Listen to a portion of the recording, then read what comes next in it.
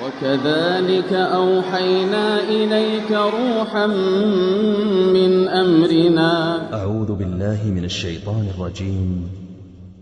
بسم الله الرحمن الرحيم. هل أتاك حديث الغاشية وجوه يومئذ خاشعة عاملة ناصبة تصلى نارا حامية تسقى من عين آنية ليس لهم طعام إلا من ضريع لا يسمن ولا يغني من جوع وجوه يومئذ ناعمة لسعيها راضية في جنة عالية لا تسمع فيها لاغية فيها عين جارية